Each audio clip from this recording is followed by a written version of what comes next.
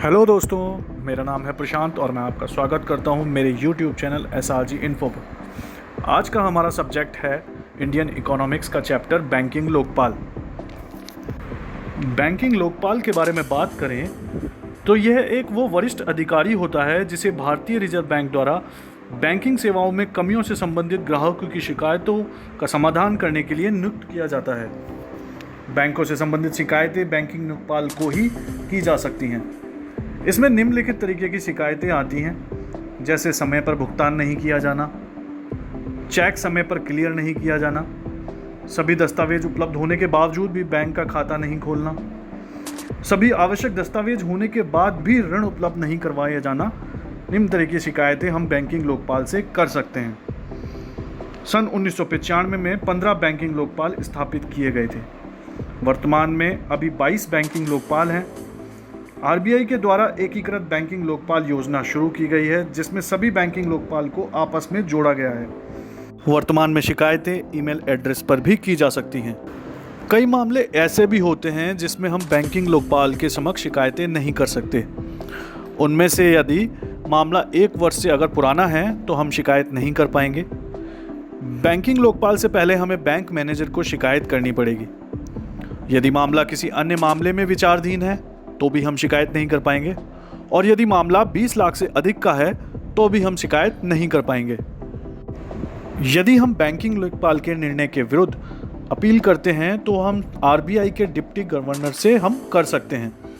Banking Lokpal 1 lakh रुपए तक का जुर्माना लगा सकता है। आइए बात करते हैं कुछ आरबीआई की योजनाओं के बारे में। इसमें सबसे पहले आती है आरबीआई की रिटेल डायरेक्ट योजना। इस योजना में कोई भी व्यक्ति रिजर्व बैंक में खाता खोलकर आसानी से सरकारी बॉन्ड को खरीद या बेच सकता है। ये उन लोगों के लिए होता है जैसे छोटे निवेशक जो गवर्नमेंट सिक्योरिटीज़ में अपना निवेश करना चाहते हैं। ये उनके लिए एक नया तरीके का अवसर होता है। आइए बात करते हैं दूसरी रिजर्व बैंक की योजना के बारे में, जिसे हम कह सकते हैं एकीकृत लोकपाल योजना। नरेंद्र मोदी जी द्वारा वित्त मंत्री निर्मला सीतारमण की उपस्थिति में 12 नवंबर 2021 को ये योजना लागू की गई। अब बात करते हैं कुछ नॉन परफॉर्मिंग असेट्स, यानी जिन्हें हम एनपीए कहते हैं, गैर निष्पादित परिसंपत्तियों के बारे में। यदि किसी ऋण का मूलधन और ब्याज 90 दिन तक नहीं चुकाया जाता तब ऐसे ऋणों को एनपीए कहा जाता है। कृषि क्षेत्र की बात करें तो कृषि क्षेत्र के लिए एनपीए का निर्धारण फसल चक्र से किया जाता है। अल्पकालिक ऋणों के लिए 2 फसल चक्र तथा दीर्घकालिक ऋणों के लिए 1 फसल चक्र का निर्धारण किया गया है। एनपीए का वर्गीकरण 3 प्रकार से किया जाता है। सब स्टैंडर्ड एनपीए, जिसके अंदर हम कह सकते हैं कि एनपीए घोषित होने के 12 महीने तक के ऋण सब स्टैंडर्ड एनपीए कहलाते हैं। दूसरा होता है डाउटफुल एनपीए, ऐसे एनपीए जिनको सब स्टैंडर्ड हुए 12 महीने हो गए हैं। तीसरा होता है लॉस एनपीए, जब एनपीए की वसूली के लिए सभी प्रयास किए जा चुके हैं परंतु ये प्रयास असफल हुए हैं। वर्तमान में लगभग 8 लाख करोड़ का एनपीए है, जिसमें से सार्वजनिक क्षेत्र के बैंकों का एनपीए 6 लाख करोड़ है और निजी क्षेत्र के बैंकों का एनपीए 2 लाख करोड़ है। आइए आगे बात करते हैं एनपीए होने के कारणों के बारे में। वर्ष 2000 से 2010 के बीच भारत में तीव्र आर्थिक वृद्धि देखी गई। ऐसे समय में बैंकों के द्वारा अत्यधिक ऋण मार्केट में दिया गया। इससे बहुत से ऋण तो कमजोर कंपनियों को दे दिए गए, जिससे वो एनपीए हो गई। बाजार में प्रतिस्पर्धा बढ़ी, जिसके कारण कई ऐसी कंपनियां अस्तित्व में आई जो बहुत कम लागत पर काम कर रही थी। जिन कंपनियों की लागत अधिक थी उन्हें अत्यधिक नुकसान हुआ, जिसके कारण उनके ऋण भी एनपीए हो गए। भारत में पर्यावरण एवं न्यायिक शक्तियां अत्यधिक बढ़ गईं, जिसके कारण कई प्रकार की परियोजनाएं रुक गईं। अगर मैं इसमें उदाहरण की बात करूं तो 2G के 122 लाइसेंस सुप्रीम कोर्ट के द्वारा निरस्त किए गए। लोहे के खनन पर प्रतिबंध लगा दिया गया।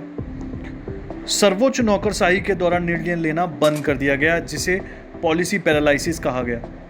सरकारी बैंकों में सरकार का हस्तक्षेप अधिक था।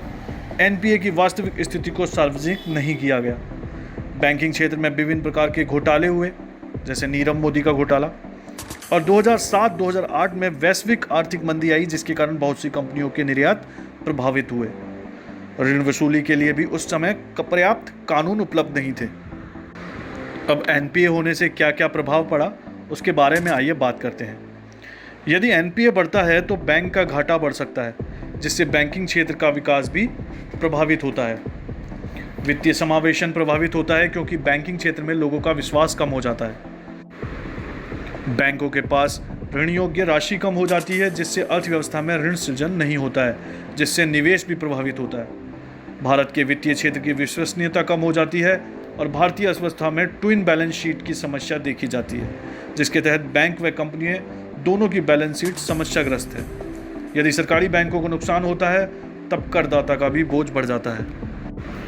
आइए आगे बात करते हैं कि एनपीए की समस्या को दूर करने के क्या क्या उपाय हो सकते हैं।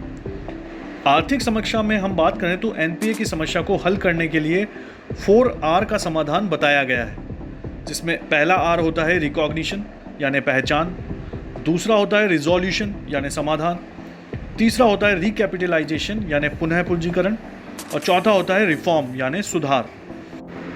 आइए बात करते हैं पहले R की यानी रिकॉग्निशन। इसमें आता है SMA फ्रेमवर्क यानी स्पेशल मेंशन अकाउंट। एनपीए होने से पूर्व ऋणों को 3 श्रेणियों में बांटा जाना चाहिए। सबसे पहला होता है SMA 1, ऐसे ऋण जिनकी किस्त को 1 से 30 दिन तक नहीं चुकाया गया। दूसरा होता है SMA 2, ऐसे ऋण जिनकी किस्त को 31 से 60 दिन तक नहीं चुकाया गया।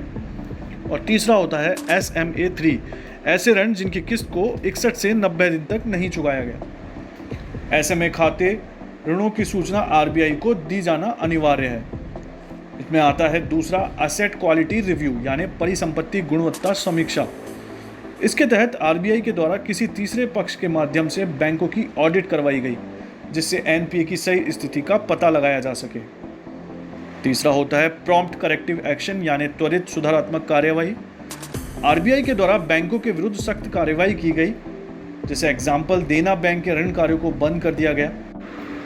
इस समय जब उर्जित पटेल का कार्यकाल था, उस समय अधिक सख्त कार्यवाही की गई।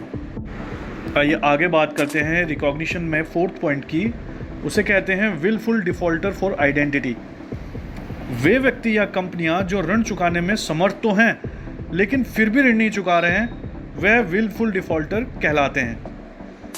5वां इसमें आता है फुजिटिव इकोनॉमिक ऑफेंडर एक्ट यानी भगोड़ा आर्थिक अपराधी अधिनियम 2018।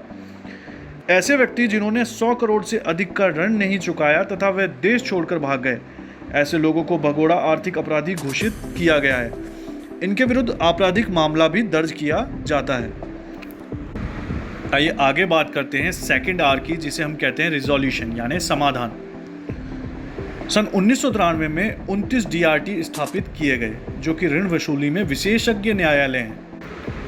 आइए आगे बात करते हैं सरफेसी एक्ट 2002 की, जिसको कहते हैं securitisation and reconstruction of financial assets and enforcement of security interest act. इस कानून के तहत यदि कोई ऋण समय पर नहीं चुकाया जाता, तब बैंक 60 दिन का नोटिस देकर गिरवी रखी संपत्तियों पर अधिकार कर सकता है। इस ऋण को बेचा जा सकता है। ऋण खरीदने के लिए असेट्स रिकंस्ट्रक्शन कंपनी यानी ARC की स्थापना की जाती है। यह कंपनियां ऋण वसूली में विशेषज्ञ होती हैं। जब परिसंपत्तियां ARC के अधीन आ जाती हैं, तब उन्हें प्रबंधित करने के लिए असेट्स मैनेजमेंट कंपनी AMC की स्थापना की जाती है। आइए आगे बात करते हैं insolvency and bankruptcy code 2016 IBC, दिवाला एवं शोधन अक्षमता संहिता 2016। यदि कोई कंपनी ऋण नहीं चुकाती, तब उसकी शिकायत NCLT से की जा सकती है, यानी NCLT होता है नेशनल कंपनी लॉ ट्रिब्यूनल। यह शिकायत ऋणदाता, कर्मचारी, प्रवर्तक एवं अन्य किसी हितधारक के द्वारा भी की जा सकती है।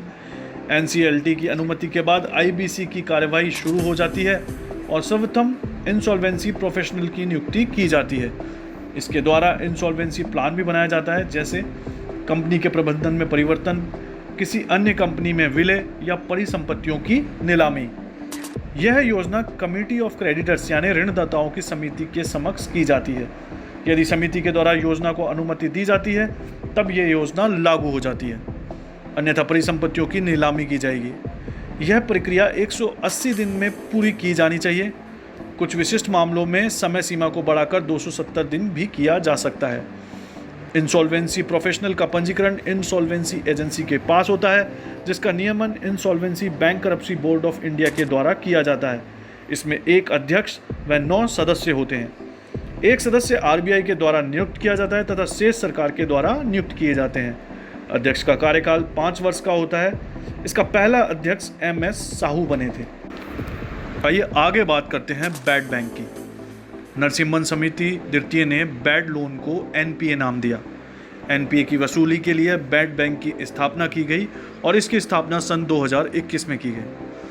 यह एक विशिष्ट प्रकार का बैंक होता है जो कि अन्य बैंकों से NPA की खरीद करता है तथा वसूली के प्रयास करता है।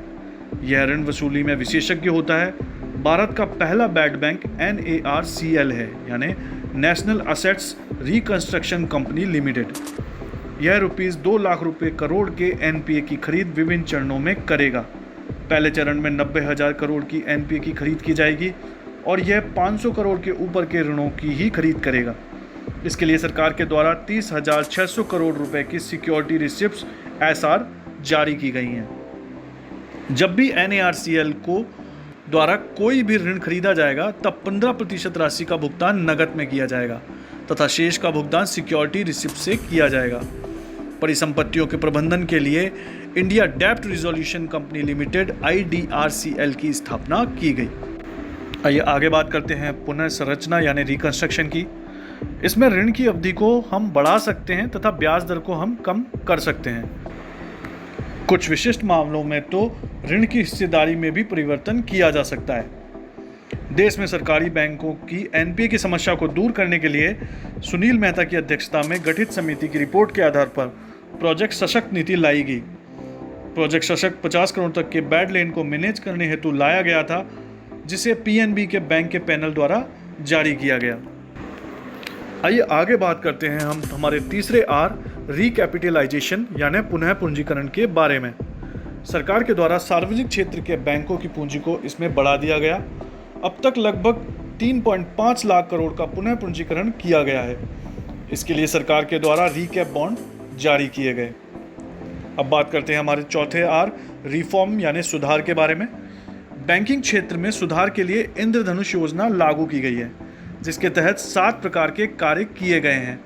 इसमें पहला है अपॉइंटमेंट यानी नियुक्ति, दूसरा है बैंक बोर्ड ब्यूरो यानी बैंक बोर्ड ब्यूरो, तीसरा है कैपिटलाइजेशन यानी पूंजीकरण, चौथा है डी स्ट्रेसिंग यानी सार्वजनिक क्षेत्र के बैंकों का बोझ कम करना, पांचवा है एम्पावरमेंट यानी निर्णय लेने की शक्तियाँ, छठा है फ्रेमवर्क ऑफ अकाउंटेबिलिटी यानी जवाबदेहिता और सातवां है गवर्नेंस यानी प्रशासन में सुधार।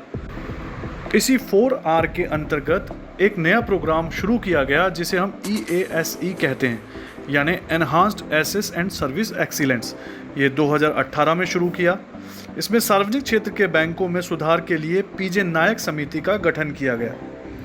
आगे बात करते हैं दबावग्रस्त परिसंपत्तियां यानी स्ट्रेस्ड असेट्स की, जिसमें NPA में अगर हम रिकंस्ट्रक्टेड लोन को उसके साथ राइट ऑफ कर देते हैं तो हम इसे दबावग्रस्त परिसंपत्तियां कह सकते हैं। अब राइट ऑफ मतलब जब लंबे समय तक ऋण नहीं चुकाया जाता है तब बैंक ऐसे ऋणों को बैलेंस शीट से हटा देता है, परंतु ऋण वसूली के अधिकार अभी भी बैंक के पास होते हैं। इसमें एक आता है वेव ऑफ यानी ऋण को पूर्णतः माफ़ कर देना। तो दोस्तों, मैं आज के पॉडकास्ट को यहीं ख़त्म करता हूँ। आज के इंडियन इकोनॉमिक्स के इस चैप्टर में हमने पढ़ा था बैंकिंग बुट्समैन के बारे में यानी बैंकिंग लोकपाल के बारे में, साथ में हमने जाना NPA के बारे में और उसी के साथ हमने जाना कि किस तरीके से NPA के प्रभाव हो सकते हैं, NPA के क्या कारण हो सकते हैं और NPA की समस्या को हम किस तरीके से दूर कर सकते हैं। तो दोस्तों, मैं अपना पॉडकास्ट यहीं समाप्त करता हूँ। साथ में ये उम्मीद रखता हूँ कि आप इस पॉडकास्ट को ज़रूर लाइक करेंगे, शेयर करेंगे और सब्सक्राइब करेंगे मेरे चैनल को, ताकि मैं आप लोगों के सामने इसी तरीके से अच्छे पॉडकास्ट लाता रहूं। और आपको तहे दिल से ये पॉडकास्ट सुनने के लिए मैं धन्यवाद देता हूं। आप लोगों का बहुत बहुत शुक्रिया। Thank you.